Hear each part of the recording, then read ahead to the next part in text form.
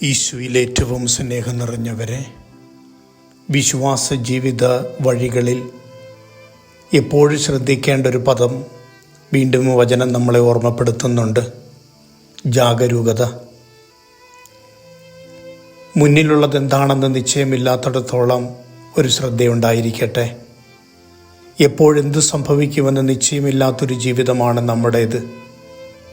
അതുകൊണ്ട് തന്നെ ജീവിതത്തെ അതിൻ്റെ എല്ലാ നന്മയോടും കൂടി അഭിമുഖീകരിക്കുവാനുള്ള ശക്തി ഉണ്ടാവട്ടെ.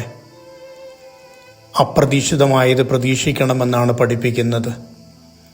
യജമാനൻ എപ്പോൾ വരുമെന്ന് നിശ്ചയമില്ലെങ്കിലും നമ്മളെ പൂർണ്ണ വിശ്വാസത്തോടെ പരമേൽപ്പിച്ചിരിക്കുന്നവയ്ക്ക് കളങ്കം ചേർത്താതെ വിശ്വസ്തയോടെ ജീവിക്കുവാൻ നമുക്കുണ്ടാവേണ്ട വിളിയെക്കുറിച്ച് കൂടി ബോധ്യപ്പെടുത്തുന്നുണ്ട്.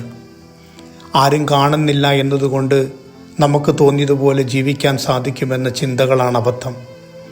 യജമാനൻ എപ്പോൾ വരുമെന്ന് നിശ്ചയമില്ലാത്തിടത്തോളം നിശ്ചയദാർഢ്യത്തോടെ, വിശ്വസ്തയോടെ, വിനയത്തോടെ, വിവേകത്തോടെ ജീവിക്കുവാൻ നമുക്കും പരിശ്രമിക്കാം. ഫലമേൽപ്പിച്ചിരിക്കുന്നത് നമ്മളതിൻ്റെ ഭാരമുള്ളവരാകുവാൻ വേണ്ടിയല്ല, ഭാഗ്യത്തോടെ കാണുവാൻ വേണ്ടിയാണ്. നമുക്ക് മുകളിൽ നമ്മെ ഭരിക്കുന്നൊരു യജമാനനുണ്ടെന്ന് ബോധ്യമുണ്ടാവട്ടെ. അതുകൊണ്ട് എല്ലാം എനിക്ക് തോന്നിയതുപോലെ ജീവിക്കാം, എൻ്റെ ഇഷ്ടം പോലെ ജീവിക്കാം എന്നതല്ല, എന്നിൽ നിന്ന് ദൈവം പ്രതീക്ഷിക്കുന്ന നന്മകൾക്ക് കളങ്കം ചേർത്താതെ ജീവിക്കാൻ കൂടി പരിശ്രമിക്കാം എന്ന് പഠിക്കുന്നതാണ് നല്ലത്. യജമാനൻ വരാൻ വൈകുമെന്ന് കരുതി മോശമായ എല്ലാ തരത്തിലെ പ്രവൃത്തികളിലേക്കും വഴുതി പോകുമ്പോഴും, ഉണർവില്ലാതെ ജീവിക്കുമ്പോഴും, ഉറക്കന്നടിച്ച് ജീവിക്കുമ്പോഴും, അശ്രദ്ധമായി ജീവിക്കുമ്പോഴും പെടുന്നനവെ സംഭവിക്കുന്ന ഒരുപാട് അനർത്ഥങ്ങൾക്ക് നാം ഉത്തരം പറയേണ്ടി വരും, ജീവിതം കൊടുക്കേണ്ടി വരും. അതുകൊണ്ട് ഏതൊരു കുഞ്ഞു കാര്യങ്ങളിലും ഒത്തിരി കൃത്യമായ കാഴ്ചപ്പാടുകളുണ്ടാവട്ടെ. കിട്ടിയ ജീവിതത്തെ അതിൻ്റെ നന്മയോടെ ആസ്വദിക്കുവാൻ, അനുഭവിക്കുവാൻ സാധ്യമാവട്ടെ. അശ്രദ്ധയാണ് പലപ്പോഴും ജീവിതത്തിൻ്റെ സർവനാശങ്ങൾക്കും കാരണമാകുന്നത്.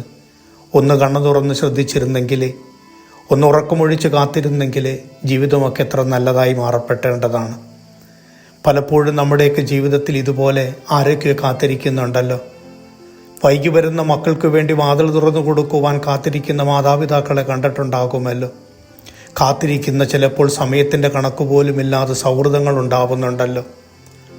നമ്മളുടെ ജീവിത ആവശ്യങ്ങൾ നിറവേറ്റി തരുവാനായിട്ട് ഏറ്റവും ശ്രദ്ധയോടുകൂടി നമുക്ക് വേണ്ടി സമയവും സാഹചര്യവും നീക്കിവെക്കുന്ന എത്ര നല്ല മനുഷ്യരുണ്ടാവുന്നുണ്ട്. അവരൊക്കെ നമ്മളെ പഠിപ്പിക്കുന്നത് അർത്ഥപൂരിതമായൊരു ജീവിതത്തിൻ്റെ അവകാശികളാണെന്ന് തന്നെയാണ്. കാർക്കശ്യം കൊണ്ട് ജീവിതത്തെ കഠിനമാക്കണ്ട, കരുണ കൊണ്ട് ജീവിതത്തെ കുറച്ചുകൂടി കരുതലുള്ളതാക്കാം. കരഞ്ഞു തീർക്കേണ്ട ജീവിതമല്ലല്ലോ ജീവിതം. അതിൻ്റെ നന്മയോട് പുഞ്ചിരിച്ച് കടന്നു പോകാം.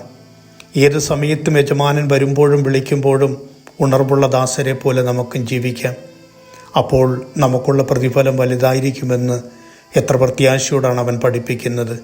ഉദാസീനതയാണ് പലപ്പോഴും പല നഷ്ടങ്ങളുടെയും കാരണങ്ങൾ. അശ്രദ്ധയാണ് പല അപകടങ്ങളുടെയും കാരണങ്ങൾ. ഏൽപ്പിക്കപ്പെട്ട കാര്യങ്ങളിൽ വിശ്വസ്തതയില്ലായ്മയാണ് പല നന്മകളും നമ്മളിൽ നിന്ന് ചോർന്നു പോകുന്നതിൻ്റെ കാരണങ്ങളും.